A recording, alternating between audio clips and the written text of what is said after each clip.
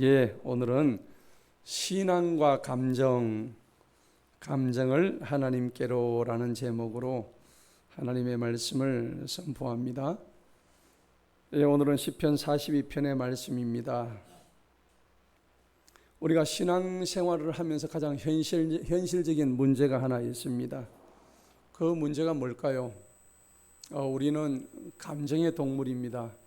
하나님이 우리에게 감정을 주셨어요. 예. 그런데 이 감정이라는 것은 신앙생활할 때 굉장히 필요하고 또 도움도 되고 또 없어서는 안 되는 하나님이 주신 거예요. 여러분, 세상에 많은 동물들이 있지만은 이렇게 섬세한 감정을 주신 동물은 우리 인간밖에 없습니다. 그래서 우리 감정도 무려 수십 가지 감정이 우리 속에 다 있어요. 기쁜 감정, 슬픔, 좋음, 나쁨, 싫음, 그 다음에 사랑의 감정, 눈물, 감사, 희열, 얼마나 많은 감정들이 우리 속에 있는지 몰라요. 왜 하나님은 이렇게 우리를 다양한 감정의 덩어리로 만들어 놓으셨을까요? 감정이 있는 게 좋은가요? 없는 게 좋은가요? 없는 게 좋아요? 있는 게 좋잖아요. 없으면 로봇처럼 살고 싶으세요? 아니잖아요. 하나님은 우리를 하나님의 형상대로 만드셨어요. 그리고 우리에게 풍부한 감정을 주셔서 좋으면 좋다, 싫으면 싫다 하고 이렇게 우리의 마음을 표현하게끔 해 주셨어요. 그리고 하나님은 우리를 감정만 주신 게 아니에요. 또 감정만큼 더 소중한 이성도 주셨어요. 이성은 우리가 뭔가를 합리적으로 생각할 수 있는 그런 게 이성입니다. 자, 이성의 역할은, 기능은 사물을 인식하는 겁니다. 이 사물을 인식하고 자각해서 그 사물의 올바른 이치를 분별하는 게 이성입니다. 그래서 우리가 이성적인 사람이 돼야 되고 또 감정도 풍부한 사람이 돼야 되는 거예요. 아멘? 그런데 여러분, 이성이든 감정이든 그게 전부 다가 돼서는 안 돼요. 이성이 많이 있고 이성이 풍부하다 해가지고 하나님을 다 알던가요? 아니죠. 이성만 가지고는 하나님을 깨달을 수가 없습니다. 아주 이성적인 사람은 오히려 하나님을 대적한다고요. 그러면 하나님을 하나님으로 알게 하고 깨닫게 하는 것은 이성이 아닙니다. 철학적인 용어로 오성이라고 그래요. 깨달을 오자를 씁니다. 그래서 이성이 아니고 하나님을 깨닫는 것은 이성이 아니고 오성이 하나님을 깨닫게 하시는 거예요. 예. 자, 그래서 우리 인간은 하나님께서 이성을 주셨는데 이 이성을 잘 사용해야 돼요. 어떻게 사용해야 되느냐? 어떤 일이 있을 때 그것을 우리가 어떻게 옳게 분별하는가에 사용해야 되는 겁니다. 그런데 인간의 이성이 발전하면 할수록 하나님과 가까워질까요? 멀어질까요? 멀어집니다. 그래서 이성이 발달을 했다고 해서 하나님과 가까워지는 게 결코 아니더라 하는 겁니다.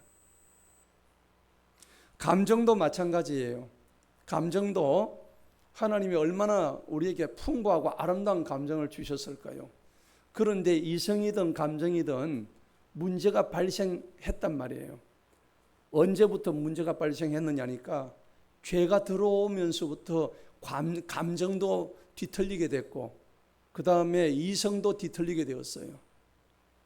여러분, 우리 속에 있는 감정과 이성이 분명히 있지요. 그런데 이게 뭐가 들어와 가지고 죄가 들어오는 거예요. 죄가 들어오게 되면 어떻게 될까요? 감정도 뒤틀려요. 내가 저 사람을 사랑하는데 사랑은 그 자체는 좋은 거잖아요. 그런데 감정이 뒤틀리면 이 사랑의 감정이 집착으로 변해버린다는 겁니다. 그래가지고 계속 막 전화하는 거 뭐라 그래요? 스토킹이라고 그래요? 맞지요? 저 사람을 사랑하는데 그게 집착의 감정으로 바뀌면은 사람을 괴롭히는 스토킹으로 변해버려요. 무서운 거죠. 그 다음에 우리가 분노할 수도 있잖아요. 사람은 감정의 동물이니까 분노할 수 있는데 그 분노가 죄가 딱 들어오니까 그 분노가 미움으로 바뀌어버리더라는 겁니다. 예. 성경에 남을 미워하게 되면 어떻게 될까요? 신약 성경에는 남을 미워하지 말라고 했습니다. 미워하면은 내 뼈가 썩는데요. 그래서 미움이라는 것은 사람을 살인하는 것과 똑같아요. 미워하지 말라는 것은 그 사람이 미워서가 아니라 내 몸을 보호하기 위해서 미워하지 말라는 얘기합니다. 예. 그리고 우리가 사람이 슬플 수가 있습니다. 부모님이 돌아가시면 슬플까요? 안 슬플까요? 슬프죠. 근데 슬픈데 그 슬픈 거를 갖다가 거기서 끝내야 되는데 어떤 사람은 거기서 절망을 해버려요. 뭐가 들어왔어요? 죄가 들어오니까. 우리가 죽으면 어디 갑니까? 천국에 가지 않습니까? 지옥 가실 분 없죠? 지옥을 원하시는 분은 없잖아요. 우리 다 천국 가고 싶어 하지. 그런데 죄가 딱 들어오는 순간 그 슬픔이 절망으로 바뀌는 거예요. 잘못된 거죠. 우리가 남을 부러워할 수 있죠. 근데 죄가 딱 들어오니까 부러움이 뭐로 바뀌냐면 질투로 바뀌는 거예요. 남을 시기해 버리는 거예요. 좋은 거예요? 안 좋은 거예요? 아주 안 좋은 거래요. 그죠? 맞습니다. 시기하고 질투하는 것은 사람을 죽이는 일이에요. 그런데 우리 속에 그런 게 있죠. 누구나 할 것 없이 다 그런 게 있어요. 왜 그럴까요? 뭐가 들어왔어요? 죄가 들어왔기 때문에. 우리는 태어나서부터 우리 원죄가 우리 아담 때부터 이 죄가 우리 속에 이미 자리 잡고 있어요. 이와 같이 감정이란 게 죄가 들어옴으로 인해 가지고 이 감정에 원래 하나님이 주신 감정은 좋은 감정인데 뭐가 들어와서 죄가 들어오니까는 전부 다 뒤틀려 버려요. 왜곡이 된다는 얘기입니다. 여러분 지금 우리 얼굴이나 안 그러면 우리의 심령의 상태를 보시기 바랍니다. 우리 많이 왜곡되어 있어요. 뒤틀려 있다니까. 그러니까 신앙생활을 오래 해도요, 여러분들 분노하는 사람 많아요. 섭섭점에 걸린 사람 많이 있습니다. 억울해요. 서운해요. 그 다음에 낙심도 생기고요. 근데 문제는 말입니다. 신앙생활을 하면서 이 감정 좋아요. 근데 감정 그 자체보다도 감정이 났을 때 어떻게 처리하느냐가 문제인 거예요. 여러분 오늘 이거 굉장히 중요한 거예요. 여러분 예수님도 우셨어요. 예수님은 성경적으로 보자면 완전한 하나님이시고 완전한 사람이십니다. 믿으십니까? 사람이기도 하고 또 하나님이시기도 해요. 그런데 예수님도 사람이었기 때문에 아픔을 느꼈고 예수님도 남의 어려움을 보니까 슬퍼서 우셨다고요. 그리고 겟세마네에서 자기가 죽을 거를 아니까는 엄청나게 고민을 하셨어요. 내가 지금 너무 고민해가 지금 죽게 되었다고 그렇게 고백을 하세요. 여러분 그렇다고 해서 감정은 신앙의 적이 아닙니다. 감정이 있다고 그게 신앙의 적이 된다든지 감정 그 자체가 죄가 아니에요. 오해하지 마세요. 그런데 문제가 뭐냐니까 사람이 감정을 가지고 있다가 보니까 그 감정이 신앙의 주인공이 되게 하는 요 잘못을 하고 있단 말이에요. 우리가 신앙생활을 한다면서 감정대로 해서는 안 된다는 얘기입니다. 예. 여러분 감정대로 이 삶을 살다 보면은 그 사람의 삶이 성공적으로 될까요? 안 될까요? 안 됩니다. 감정대로 살면 그 감정에 내 모든 걸 뺏겨버리는 거죠. 이성도 마비되어 버리는 거죠. 어쨌든 감정이란 것은 내가 만들려고 만든 게 아니고 하나님이 주신 거란 말이에요. 좋은 선물이어서 원래는 좋은 선물이었는데 우리 속에 죄가 들어오다 보니까 그 감정이 나쁜 모습으로 변하고 뒤틀려 버렸다는 것입니다. 여러분들한테 말씀드립니다. 저는 감정 풍부한 사람 좋아해요. 감정이 그냥 사막처럼 메마른 사람 별로 안 좋아해요. 좋으면 좋다, 싫으면 싫다. 이 풍부한 감정을 가진 것이 참 좋은 것 같아요. 그냥 목석처럼 이런 사람 별로예요. 그런데 문제가 뭐냐면 감정에 끌려다니지는 말아야 됩니다. 아멘. 그러면 그 감정을 누구한테 가져가야 돼요? 사람한테 가져야 돼요? 하나님한테 가져야 돼요? 하나님께로 가져가야 되는 거예요. 내가 내 이 끓어오르는 감정을 옆 사람한테 막 들이부어버리고 소나기처럼 갖다 막 부어버리고 그러면 어떻게 될까요? 속이 시원할까요? 아닙니다. 그럴 때는 속이 시원할지 모르지만은 이내 찾아오는 그 후회감, 이내 찾아오는 그 바보 같은 내 마음 감당할 수가 없어요. 그래서 우리는 감정을 어디 아래에 두느냐면 하나님의 말씀 밑에다가 둬야 되는 거예요. 할렐루야. 여러분 하박국 선지자 아시죠? 하박국 3장에 보면은 거기 하박국 선지자가 이런 말을 해요. 지금 내 외양간에 소가 한 마리도 없고 그 다음에 양우리 안에 양이 한 마리도 없대요. 소도 없고 그 다음에 내 밭에 소출은 하나도 없대요. 다 말라 비틀어져 가지고. 그런데도 먹을 것이 아무것도 없는데도 이 하박국 선지자가 뭐라고 고백을 하냐면은 이렇게 고백을, 나는 여호와로 말미암아 즐거워하며 나의 구원의 하나님으로 말미암아 기뻐하리로다. 이렇게 고백하는 거예요. 기쁘다가 아니라 기뻐하리로다입니다. 지금 기쁜 게 아니고 기뻐하겠다는 얘기입니다. 예. 그러니까 하박국 선지자는요, 지금 눈앞의 상황, 그 다음에 눈앞에 있는 이 감정, 걷잡을 수 없는 감정, 이게 믿음을 결정하는 게 아니라는 얘기입니다. 하박국 선지자에게는 하나님이 누구신가에 대한 믿음이 감정의 방향을 다시 이끌어 간다는 겁니다. 여러분, 감정으로 인해 가지고 내 신앙이 나아간다고 생각하지 마시기 바랍니다. 여러분, 사람이 감정을 낼 때는 그 감정만큼은 사실은 그 당시에는 진짜 맞거든요. 그렇죠? 내가 기분 나쁘면 나쁜 게 사실이거든요. 그런데 내가 감정을 낸다고 해서 그 감정이 전부 다 진리냐면 진리가 아니에요. 어디까지나 감정은 자기 주관적일 뿐이에요. 자기 생각이에요. 예. 여러분, 엘리야 선지자가 열왕기상 19장에 가면은 바알 선지자 850명과 한판 붙어요. 그래가지고 그 장면 보십니까? 아시죠? 850대 1로 붙어가지고 하나님이 엘리야 선지자로 하여금 그 바알의 그 악한 선지자를 다 때려 죽여버렸어요. 850명하고 한 명하고 싸우는데, 그래가지고 엘리야 선지자가 이제 막 억수로 이제 기분이 좋아가지고 막 기고만장했을 것 같죠? 아니에요. 다 이기고 나니까는 이제 탈진이 돼버린 거야. 번아웃이 됐다고요. 그러니까 번아웃이 되니까는 로뎀 나무 밑에 가가지고 거기서 누워 있는데 박능골 와가지고 막 이렇게 막 자기를 어떻게 하는 경우도 있고, 그 다음에 막 너무너무 힘들어가지고 있는데, 여러분 보세요. 그 엘리야가 그때 했던 말이 어쩌다가 내가 지금 남은 것은 나 혼자밖에 안 남았다고 지금 막 하나님 앞에 불평하는 장면이 나와요. 엘리야가. 그런데 실제 보세요. 하나님이 그때 엘리야 보고 뭐라고 그랬습니까? 네만 남은 게 아니야. 여기에는 바알에게 무릎 꿇지 않는 몇 명이 있었다고? 7,000명이 있었다고. 여러분 보세요.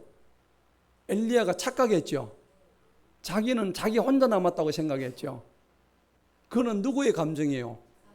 엘리야의 감정일 뿐이에요. 우리도 교회 안에서 똑같은 거야.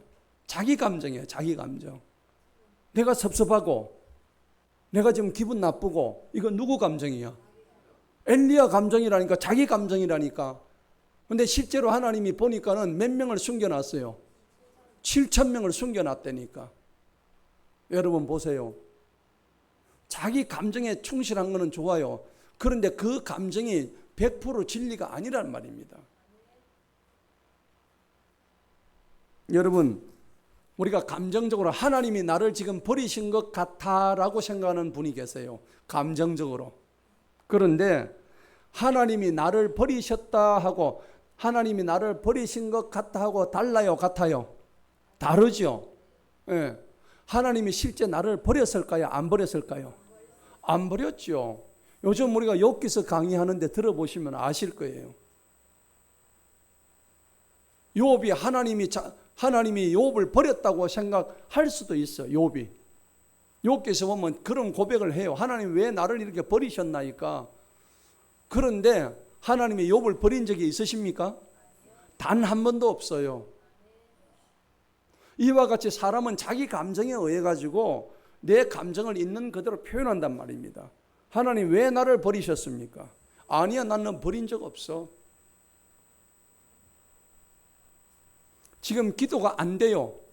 왜? 내 감정이 너무 기도가 지금 될 수가 없어. 썽질나 가지고.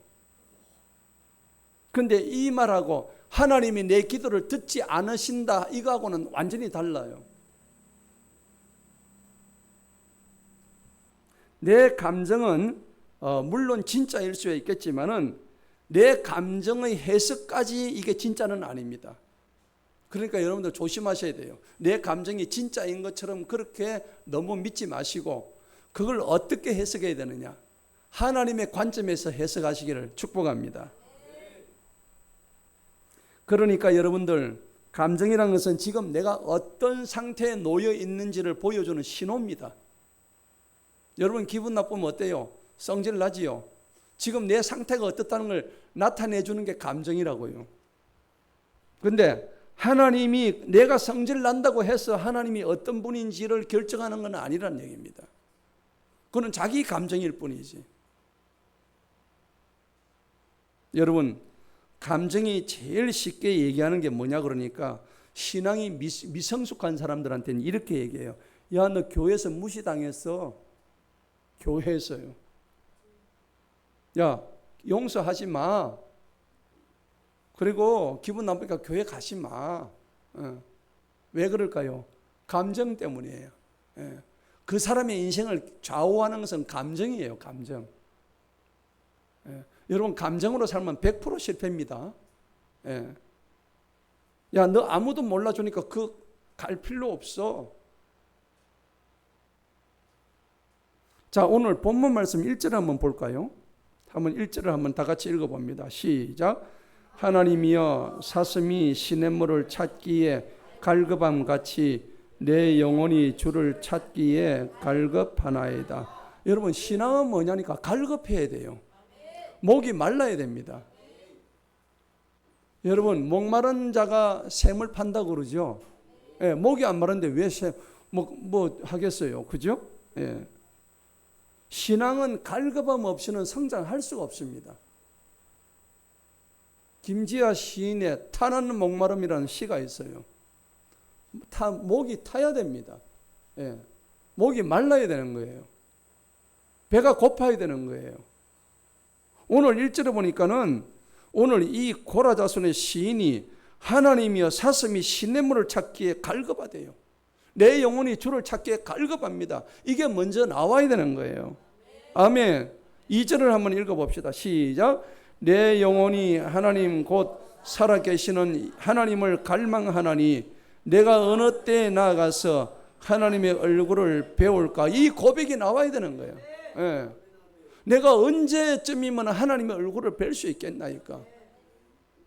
하나님의 얼굴을 보는 게 아니라 내 사랑하는 여자의 얼굴을 보고, 이게 중요한 게 아니라니까. 지금 내 사랑하는 애인의 얼굴을 보는 그런 문제가 아니에요. 이거는 지금 이 시인은 내가 살아계시는, 내 영혼이 살아계시는 하나님을 갈망한대요. 그리고 내가 어느 때에 나가서 하나님의 얼굴을 배울 수 있겠느냐.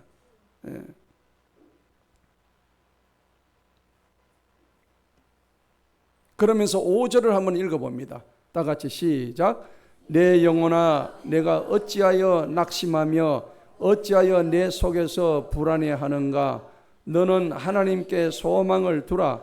그가 나타나 도우심으로 말미암아 내가 여전히 찬송하리로다. 아멘. 자, 오늘 이 시인은 말이에요, 자기 감정을 부정하지 않습니다. 지금 이 얘기를 할 때는 누구한테 얘기하니까 자기가 자기 영혼한테 지금 얘기하는 거예요. 누구 영혼이에요? 옆 사람 영혼이 자기 영혼이에요. 그게 맨 첫 구절이 누구 영혼이라고 되어 있어요? 내 영혼이라고. 자기가 자기한테 얘기하는 거예요. 지금 따라 합시다. 내 영혼아, 가슴을 한번 쳐보세요. 내 영혼아, 낙심하지 마라. 아멘. 그게 오늘 시편 42편의 주제 말씀이에요. 네가 자기가 자기 자신한테 얘기하는, 야, 너 낙심하지 마. 계속 낙심하면 너 우울증 걸려. 그런데 오늘 이 시인이 잘하고 있는 게 뭘까요? 자기가 지금 이렇게 낙심하고 있다는 걸 그대로 드러냈잖아요. 맞지요? 자기 감정을 숨기지 않았다는 겁니다. 이거 잘하고 있는 거예요. 여러분 자기 감정 숨기려고 생각하지 마세요. 예. 나는 안 힘들다 이렇게 말한 적이 없어요. 오늘 42편 5절에 보면은 오히려 자기가 자기 감정한테 말을 걸어요. 누구한테? 나한테. 자기가 내 영혼아 네가 어찌하여서 낙심하느냐. 자기가 자기한테 묻는 거야. 왜 네 스스로 지금 낙심하느냐고. 그리고 그 감정에게 방향을 제시를 하는데 어찌하여 네 속에서 지금 불안해하는가. 너는 다 같이 시작. 너는 하나님께 뭘 두라? 소망을 두라고. 자기가 자기한테 얘기하는 거예요. 딴 데 소망 두지 말란 말입니다. 이게 신앙의 중요한 원리입니다. 감정이 나한테 말하도록 내버려 둬서는 안 돼요. 지금 내 감정이 지금 막 꿀꿀해요. 꿀꿀하니까 야, 내 감정이 지금 안 좋으니까 오늘 한 잔 먹자. 예. 뭘 한 잔 먹어요? 콜라입니까? 술입니까? 오늘 술 한 잔 먹고 자빠지자. 이렇게 될 수가 있는 거예요. 맞죠? 자기가 자기 감정한테 이렇게 내버려 두는 신앙이 되어서는 안 되는 거예요. 이럴 때는 어떻게 됩니까? 하나님의 말씀이 자기 감정한테 말할 수 있는 신앙으로 바뀌어야 되는 거예요. 따라합시다. 하나님의 말씀이 내 감정에게 말하는 신앙, 그걸로 바뀌어야 된다는 겁니다. 아멘. 여러분 교회 안에서 보면요, 신앙생활 하는 분들 중에서 낙심하는 사람들이 많이 있어요. 제가 쭉 생각을 해봤는데 여러 가지 경우에 한 7가지를 생각해 봤어요. 첫 번째요, 교회든지 가정이든지 직장이든지 어떤 공동체 가도요, 다 사실은 원리는 똑같아요. 첫 번째 유형이 어떤 사람이면 사람한테 상처받는 사람이에요. 아니 교회 갔더니 어떻게 교회 사람이 저럴 수가 있지? 손가락질을 막 합니다. 나는 교회 가면 착한 줄 알았는데, 사람들 다 좋은 줄 알았는데, 아이고 저 교회 갔더니 그냥 숭악하구나. 예. 아주 저 교회 가니까는 저 그냥 인사도 안 하고 말이야. 아이고. 여러분 보세요. 교회는 의인이 모였어요? 죄인이 모였어요? 죄인이 모인 것이 교회예요. 병원에는 건강한 사람이 모여요? 환자가 모여요? 병원에 갔는데 환자가 넘쳐나지 건강한 사람이 넘쳐납니까? 똑같습니다. 교회는요, 영적으로 병든 사람이 다 모이는 거예요. 그걸 죄인이라고 그러는 거예요. 우리는 전부 죄인이에요. 죄인. 근데 여기 와가지고 의인을 찾지 마세요. 우리 다 죄인이에요. 죄인. 더럽고도 추악한 죄인이라고요. 속에 보면은 차마 토악질 나오는 그런 죄인들이라고요. 예.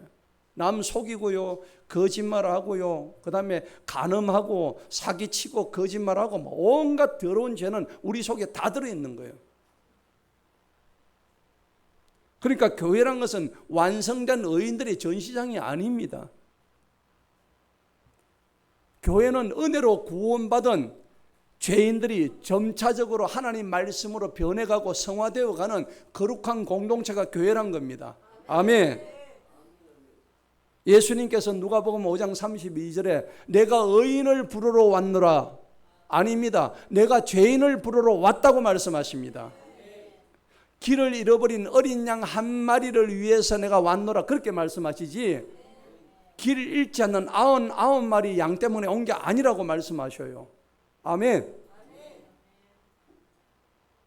여러분, 그러니까 사람의 부족함을 보고 하나님을 떠나버리는 그런 어리석은 자가 되지 않기를 축복합니다. 여러분, 성경에 보면은 마태복음 18장에 예수님께서 그 작은 한 사람이 자기가 잘못해가지고 실족하게 만드는 사람은 연자맷돌 달아가지고 바다 위에 던진 거 똑같다고 그랬어요. 그러면 보세요. 자기 한 사람의 잘못 때문에 남을 실족하게 하면은 그만큼 죄가 있단 말이죠. 그러면 실족 당하는 사람도 문제예요. 그렇죠? 실족 당하는 사람도 문제지만 실족하게 만드는 그 사람도 문제예요. 여러분, 어떤 단체든지 공동체든지 특히 교회 안에서는 어떤 그 작은 한 사람을 실족하게 해서는 안 돼요. 예수님이 직접 말씀하신 거예요. 내 행동 하나 때문에 남을 실족하게 하시면 안 돼요. 그리고 그 일로 내가지고 실족해가지고 하나님을 저버리는 사람도 문제가 돼요. 결국은 사람을 바라보니까 생기는 문제들인 것입니다. 자기 감정을 하나님의 말씀보다 더 위에 둔 겁니다. 여러분, 이렇게 되면 신앙이 올바로 성장할 수가 없는 겁니다. 여러분, 사람에게 상처받지 마시기 바랍니다. 여러분 속은 거예요. 마귀에게 속은 겁니다. 마귀는 이런 틈을 잘 타거든요. 아이고, 내가 교회 가지고 상처받아가지고 교회를 안 나갔는데 알고 보니까 30년 안 나갔더라고. 50년을 안 나가고요. 결국 어디 갑니까? 지옥 떨어지는 거예요. 자, 두 번째는 어떤 경우가 있냐니까 교회 내에서 인정받지 못한 것 때문에 감정을 갖다 내는 사람이 있어요. 여러분, 내가 교회에서 이렇게 봉사를 많이 했는데 아무도 안 알아주고 몰라주네. 목사님도 안 알아주고 장로님도 안 알아주고 옆에 있는 권사님, 집사님도 안 알아주고 아무도 내 열심히 한 거 안 알아주네. 네. 그걸 무슨 정이라고 그래요? 섭섭증이라고 그럽니다. 섭섭증에 걸리면 그냥 가는 거예요. 마귀한테 바로 가는 거예요. 여러분, 그럴 경우는 봉사하지 마세요. 네. 하나님은요, 다 일할 사람 다 만들어 놓으셨어요. 누구를 하시든지 하나님은 나 없다고 교회가 안 돌아가는 거 전혀 아닙니다. 오해하지 마세요. 주님의 교회는 주님이 일하게 하십니다. 자, 그래서 마태복음 6장에 보면은 우리 하나님은 은밀한 중에 보시는 내 아버지께서 갚아주신다고 말씀하셨어요. 할렐루야. 은밀한 중에 보신대요, 아버지가. 예. 그래서 성경은 뭐라고 얘기하니까 네 오른손이 하는 것을 왼손이 모르게 하라고 했습니다. 그런데 우리가 일할 때 어떻게 합니까? 오른손이 하면은 왼손도 내가지고 내가 이래 하고 있느라 이러지 마시기 바랍니다. 그러면 하나님께서 갚아주실 게 없어. 하나님이 은밀한 중에 다 갚아주신대요. 여러분, 이걸 경험을 해보셔야 돼요. 제가 늘 하는 얘기지만은 여러분, 시어머니 돼가지고 3년 봉사하지요. 기머거리 3년, 봉사 3년, 또 뭡니까? 벙어리 3년. 제가 옛날에 교회 갔을 때 하나님한테 돌아왔을 때 화장실 3년, 국수 3년, 그 다음에 새벽기도 차 운행 3년 했거든요. 누가 알아줍니까?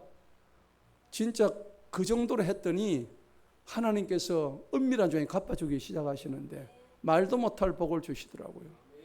할렐루야. 제가 이거를 얘기하는 것은 제 경우만이 아닙니다. 많은 사람을 그렇게 봐왔고 하나님이 어떻게 갚아주시는 것을 본인이 체험을 해봐야 돼. 남의 얘기 들으면 뭐해요? 본인이 체험을 해봐야죠. 그래서 사람의 인정이 끊기면 봉사와 믿음까지 막 흔들리는 분들이 계셔요. 안 하시면 돼. 우리 주님 뜻대로 살기로 했는 그 찬양이 있잖아요. 주님 뜻대로 살기로 했네. 주님 뜻대로 살기로 했네. 이 세상 사람 날 몰라줘. 이 세상 사람 날 몰라줘도 주님 뜻대로 살기로 했대요. 아멘. 아멘. 세상 사람 보지 마세요. 뒤돌아서지 않겠네. 여러분, 세상 등지고 뒤돌아보지 마세요. 사람 몰라줘도 하나님이 알아주시면 끝납니다. 갈라디아서 1장 10절에 보니까는 내가 사람을 좋게 하랴 하나님을 좋게 하랴, 그 말씀 나와요. 하나님 좋게 하시기 바랍니다. 하나님을 기쁘게 하시기 바랍니다. 그리고 세 번째인데, 남 막 비교하는 사람이 있어요. 여러분, 왜 비교합니까? 하나님이 똑같이 지어놓은 사람 단 한 사람이라도 있습니까? 단 한 사람도 없습니다. 다 다르게 지어놓으셨어요. 근데 비교를 하는데 뭐 쪼다같이 맨날 잘된 사람만 비교해요. 바보예요. 여러분 그런 비교할 때 중환자실에 갔다 한번 와보세요. 목에 튜브를 갖다 꽂아놓고 밥을 먹어요. 옆구리에 호소를 꽂아놓고 똥을 싸고요. 여러분 비교하려면 그런 것과 비교하세요. 내가 지금 얼마나 행복하고 감사해야 될지. 아멘. 꼭 위에 뭐 자기보다 잘된 사람 뭐 그 비교를 해가지고 그 상처받고 제일 바보 같고 어리석은 사람이에요. 제가 오늘 아침에 이제 계단을 내려오는데 2층에서 내려오는데 발을 좀 삐걱할 뻔했어요. 근데 그때 너무 감사하더라고요. 이 발목 관절이 이게 구부러져야 내가 계단을 내려오는데 그 순간에 하나님께서 감사하라 하는 마음을 주시더라고요. 여러분 발목 관절을 구부리셨다는 게 감사하시기 바랍니다. 아침에 눈 뜨니까 숨 쉴 수 있는 게 감사합니다. 얼마나 감사할 게 많아요. 불평할 시간이 어디 있습니까? 근데 왜 그래 죽상들을 하고 계세요? 에? 날마다 기쁘고 감사하라고 했는데 에? 여러분 비교의 시선을 갖다가 하나님께로 돌리시기 바랍니다. 그 다음 네 번째는 내 뜻대로 되지 않는다고 해서 감정 부리는 사람이 있어요. 여러분 주님은 그렇게 안 하셨어요. 십자가를 못 박히는데 주님이 천하의 주님이 까짓 그 십자가 한번 때려치워버리고 하늘로 올라가시면 그뿐인데 뭐 하려고 자기가 십자가에 못 박혀 죽는 일을 택하겠어요. 근데 그 주님이 그랬다고요. 내 뜻대로 마옵시고 아버지 원대로 하옵소서. 아멘. 여러분 내 뜻대로 하면 다 망해요. 예수님이 내 뜻대로 했으면 우리 다 구원 못 받았다고요. 그렇죠. 지옥 갈 수밖에 없죠. 그러니까 여러분들이 때로는 내가 하나님의 뜻대로 합니다 하는 요게 사실은 내 뜻이 될 수도 있다고. 입으로는 하나님의 뜻으로 합니다 하는데 전부 다 거짓부렁으로 하나님의 뜻을 막 경강부회로 해가지고 갖다 끌어 붙여가지고 자기 뜻으로 하는 사람이 있어요. 아닙니다. 여러분 그럴 때 참 신앙은요, 하나님 정말 내 뜻대로 지금 되지 않는데 이게 지금 무슨 상황입니까? 물어보세요. 지금 내가 아무리 해도 지금 일이 안 풀려. 그럼 그럴 때는 뭐라고 기도를 해야 될까요? 하나님 아버지, 지금 일이 이렇게 안 되는데 이 일을 통해서 하나님 아버지께서 무엇을 나한테 원하는지 알려주시기 바랍니다. 아멘. 그걸 물으셔야죠. 일이 안 된다 해가지고 내 뜻대로 안 된다 해가지고 하나님한테 원망하고 감정 부리고 그거 잘못된 거예요. 그 다음 다섯 번째 뭡니까? 내가 옳다는 생각 때문에 관계가 깨지는 사람이 있어요. 여러분 교회에서는요 서로 틀려서만 싸우는 게 아닙니다. 옳기 때문에 싸우더라고요. 내가 얘기를 들어보면요 그래요. 서로가 옳대요. 내가 들어보니까 서로 다 옳아. 서로 다 맞아. 자기 입장에서 말하니까 그게 다 맞더라고요. 예.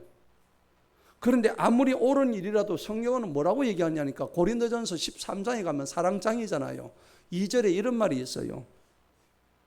모든 너희가 비밀과 모든 지식을 알고 있을지라도 사랑이 없으면 너희가 아무것도 아니라고 되어 있다고. 뭐가 없으면? 사랑이 없으면 꽝이야 그냥. 모든 일을 뭘로 행하라고? 사랑으로 행하래요.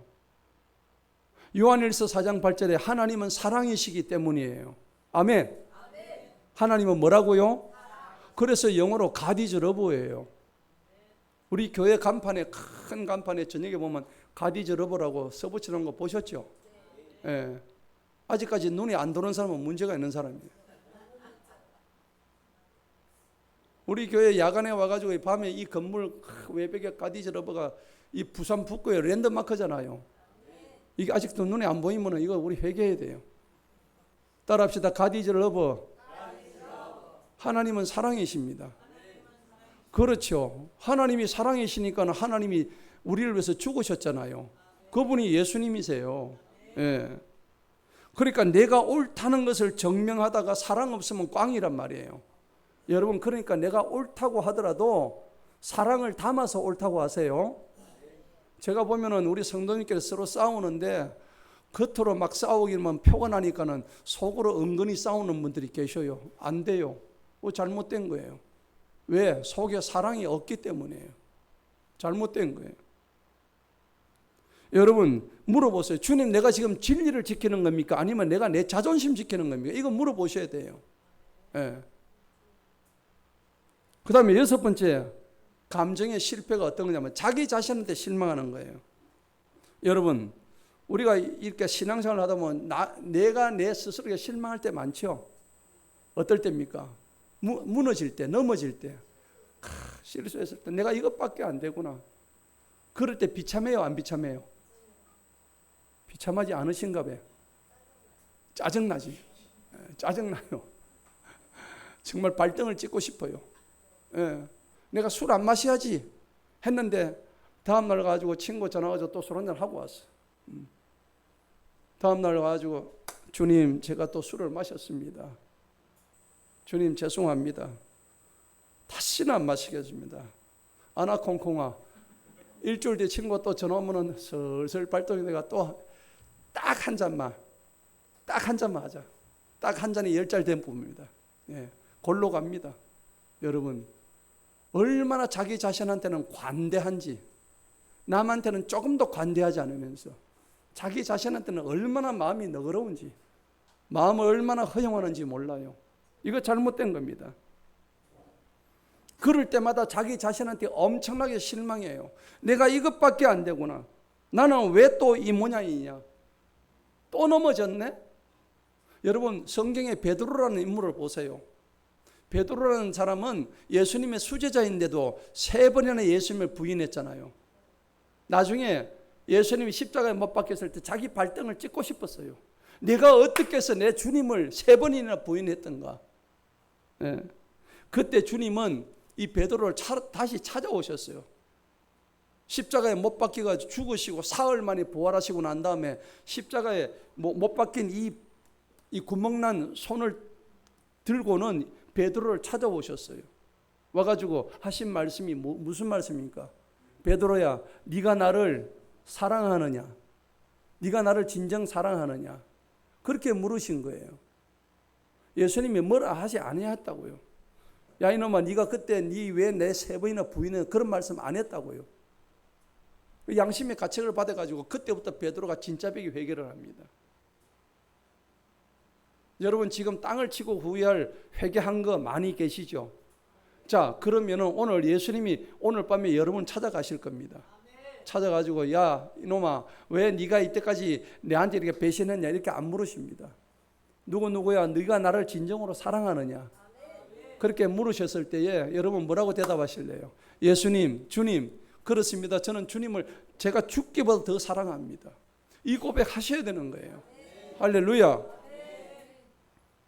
그러니까 여러분, 회개란 것은 자기 혐오해서는 안 되는 거예요. 내가 내 자신을 나 이것밖에 안 된다 그렇게 자기를 자책 너무 하지 마세요. 그 자기 혐오하지 마시고 우리가 할 수 있는 회개란 것은 다시 그리스도께로 돌아가는 그 일입니다. 아멘. 자, 그리고 마지막으로 보니까는 하나님이 자기한테 아무 말씀도 안 하시는 것 같아. 침묵하시는 것 같아. 예. 하나님은 왜 도대체 나한테 이렇게 아무 말씀도 안 하시는가? 막 착각하고 오해하는 거예요. 시편 기자도 어찌하여 나를 잊으셨나이까? 여러분, 하나님이 내가 기도하는데 침묵하고 계세요. 하나님이 침묵한다고 해서 하나님이 부재하십니까? 아닙니다. 하나님이 말씀이 없다고 해서 하나님이 안 계신 게 아니라고요. 오해하고 있단 말이에요. 자, 오늘 그래서 11절을 다시 한번 봅시다. 11절 본문 말씀 11절 시작. 내 영혼아, 내가 어찌하여 낙심하며 어찌하여 내 속에서 불안해하는가? 너는 하나님께 소망을 두라. 나는 그가 나타나 도우심으로 말미암아 내 하나님을 여전히 찬송하리로다. 아멘. 오늘 시편 기자 자기 영혼한테 막 선포하는 거예요. 여러분, 굉장히 중요한 겁니다. 우리가요, 이런 감정이란 것이 관계를 통해서 계속 드러나거든요.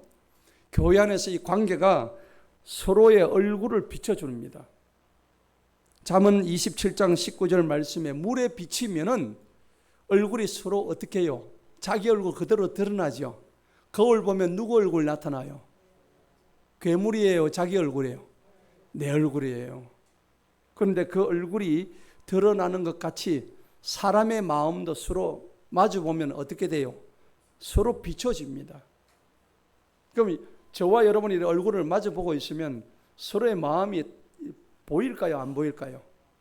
보입니다. 그죠? 자, 그런데 우리가 감정을 가지고 얘기할 때 사람과 부딪히면요, 그때 드러나는 게 있어요. 내가 누구와 부딪히죠? 그러면 내 속에 뭐가 드러날까요? 내 속에 속마음이 그때부터 드러나기 시작하는 거예요. 남한테 무시당할 때는 뭐가 드러날까요? 내 자존심이 막 드러나기 시작하는 거예요. 근데 그 자존심이 내가 감당하지 못할 만큼 문제가 생겨요. 나는 내가 겸손한 줄 알았는데 남하고 한번 실제 부딪혀 보니까 내가 겸손한 게 아니야. 내 속에 이렇게 더러운 것이 올라올 줄 나도 몰랐어. 남이 칭찬받는데 내 속에서 뭐가 나오냐니까는 칭찬받는다고 박수 쳐주는 게 아니고 질투가 막 올라와요. 그 사람에 대해서 막 질투심이 올라오는 거예요. 그래서 내가 왜 저 말에 이렇게까지 내가 흔들릴까? 비참해지는 거예요. 남한테 인정받지 못할 때는 인정 욕구가 막 내 속에서 막 드러나는 거예요. 이게 사람의 심리란 말이죠. 내가 교회 내에서는 어떤 공동체 내에서 내 의견이 나왔는데 이걸 거절당할 때 기분 좋아요, 안 좋아요? 안 좋죠?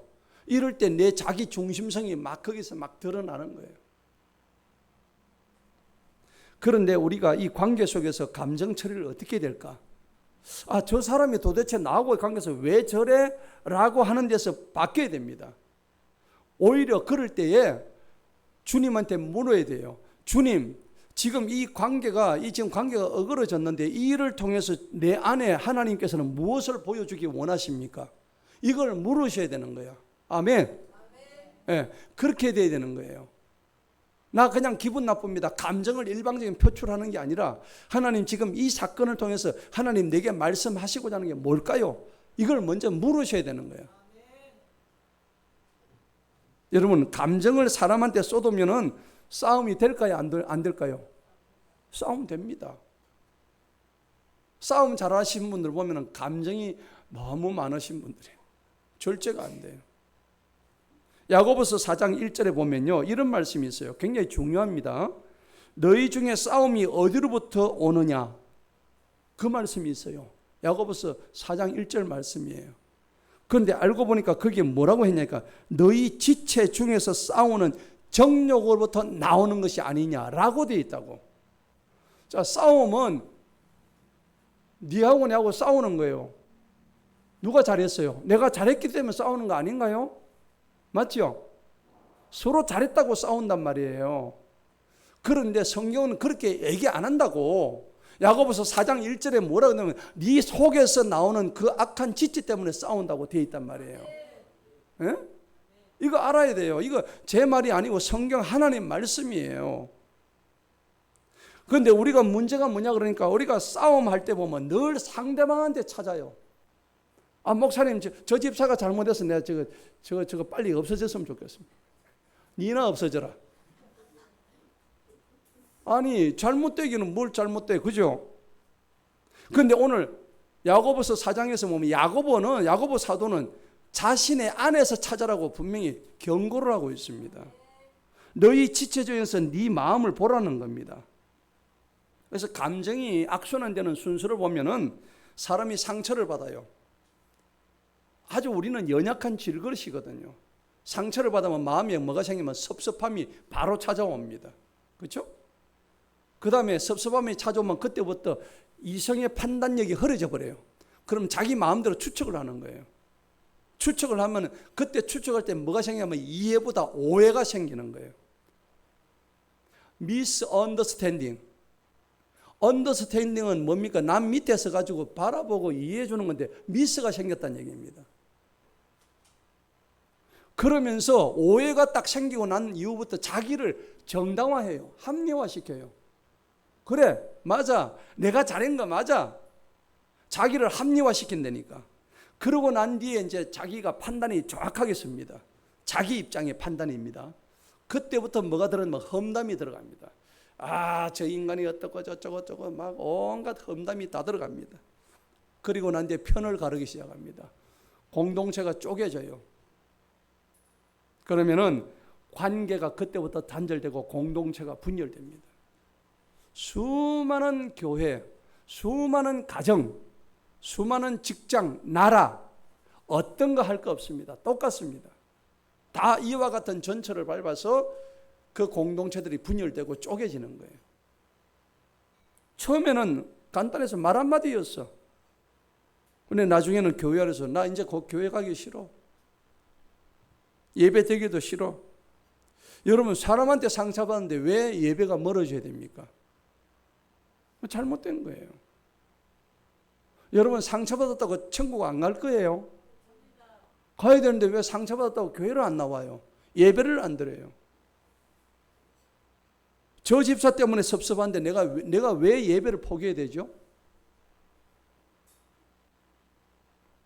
사람이 나를 몰라줬을 뿐인데 왜 하나님까지 나를 몰라준다고 생각하죠? 바보 같은 생각이에요. 여러분 오늘 제 설교의 주제가 뭡니까? 제목이 뭔가 한번 보십시다. 한번 읽어봅니다. 시작. 신앙과 감정을 누구에게로? 하나님께로 가져가야 되는 거예요. 그런데 우리가 여태까지 감정을 사람한테 가져갔다고요. 시편 62편 8절에 보면 그의 앞에 마음을 토하라 되어 있습니다. 네 마음을 토해라는 거예요. 토해. 숨기지 말란 얘기입니다. 누구 앞에서? 하나님 앞에서 토하란 얘기입니다. 네 속에 있는 온갖 토하면 좋은 게 나와요? 나쁜 게 나와요? 아이고 정말 토하면 안 좋잖아요. 근데 누구 앞에 토하라고? 시편 62편 8절에 보면 하나님 앞에 토해래요. 우리 앞에 토하면 더러워서 못 보잖아요. 근데 하나님 우리 토한 것까지 다 보신다고. 우리는 술 먹고 토하잖아요. 덕천동 사거리에 찌짐한 판 술 취해가지고 많이 토했죠. 예. 근데 생각해 보세요. 하나님은 그 토하는 거 다 받아주신대. 시편 62편 8절 기억하세요. 너는 내 앞에서 토하라고 되어 있다고. 네 안에 있는 더러운 거 다 토해내래요. 하나님은 우리의 피난처시로다. 이 표현이 저는 너무 좋아요. 마음을 억누르라고 한 적이 없어요. 너는 네 마음을 나한테 와서 토해내라고 얘기합니다. 여러분 화나면 하나님께 토하시기 바랍니다. 마음이 섭섭하면 하나님께 가지고 토하시기 바랍니다. 억울하면 하나님께서 토하시기 바랍니다. 질투가 나도 하나님께서 토하시기 바랍니다. 사람에게 실망해도 하나님 앞에 토하시기 바랍니다. 하나님이 이해가 되지 않아도 다시 하나님 앞에 가가지고 또 토하시기 바랍니다. 할렐루야. 오늘 본문 8절을 한번 보시겠습니다. 8절 다 같이 한번 읽어보도록 합니다. 시작.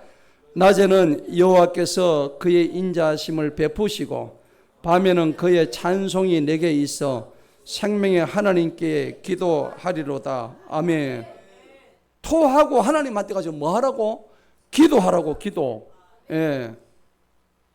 감정이 사람한테 먼저 가면요 싸움이 시작됩니다. 그런데 그 사람한테 가야 할 감정을 누구한테 가져가라고? 하나님한테 가져가면은 뭐가 일어나요? 치유가 일어나는 거예요. 여러분 내가 내 속에 있는 걸 토한다는 것은 내 속에서 안 받아준다는 얘기입니다. 내가 토해야 살 수 있어요. 이 더러운 걸 가지고는 내가 가만히 있으면 이 속에 몸 속에 독이 퍼져서 죽어요. 그럴 때는 뭐 해야 돼요? 토해버려야 되는 거예요. 그래야 치유가 일어나는 거예요. 여러분 감정의 최고 모델은 바로 예수님이셨어요. 예수님은 겟세마네 동산에서 내 마음이 지금 고민해가 죽게 되었습니다.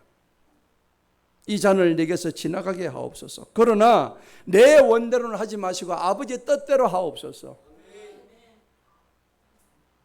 예수님도 감정을 부정하지 아니하셨어요. 예수님도 사람이었기 때문에 너무나 이 십자가 매달리는 고통이 너무 커서 차라리 하나님 나 죽여주세요. 아니 죽이가 어떻게 이 죽이지 않게 해주세요. 이렇게 해달래 그렇게 부탁을 하셨다니까. 할 수만 있다면 하나님 나 이 십자가에 못 박히지 않게 해주세요. 너무 고통스럽잖아요. 어떻게 아버지가 아들한테 이렇게까지 하실 수가 있어요. 그런데 아버지 내 뜻대로는 마세요. 아버지 뜻대로 해주세요. 우리가 그것 때문에 살은 거는 누구예요? 우리가 살았잖아요. 예수님이 자기 뜻대로 안 해서 누가 살았어? 내가 살았잖아요. 아멘. 여러분이 자기 뜻대로 하면 누가 살아요? 옆에 사람이 살아요. 이웃이 살고 형제가 사는 거예요. 할렐루야. 십자가는요, 우리의 감정까지 다 구속해주는 정말 위대한 회복의 도구입니다. 예수님은 배신 당하셨고 부인 당하셨고 조롱, 모욕 다 당하셨어요. 그런데 십자가 위에서 하신 말씀이 있어요. 아버지, 저들을 사하여 주시옵소서. 상처가 복수로 가지 않았습니다. 내 분노가 공격으로 가지 않고 기도로 갔습니다. 내 억울합니다. 예수님 너무너무 억울해요. 죄가 하나도 없는데 지금 저주로 저들을 저주하지 아니하시고 이걸 하나님께로 가져갔다니까요. 여러분 살면서 억울한 일 많이 당하셨죠? 근데 그 억울한 일을 여러분 사람한테 가져가지 마세요. 오늘 예수님처럼 누구한테 가져가요? 하나님 아버지께로 가져가시기 바랍니다. 그 네 마음을 어떻게 하라고? 토해내라고. 이게 감정의 구속인 거예요. 여러분, 그러니까 오늘 결론을 제가 말씀드릴게요. 감정이 올라오면 우리가 어떻게 될까요? 즉시 행동하면 안 됩니다. 화났을 때는 전화하지 마세요. 상대방한테. 전화하면 좋은 말 나오겠어요? 욕부터 나오겠어요? 욕 나옵니다.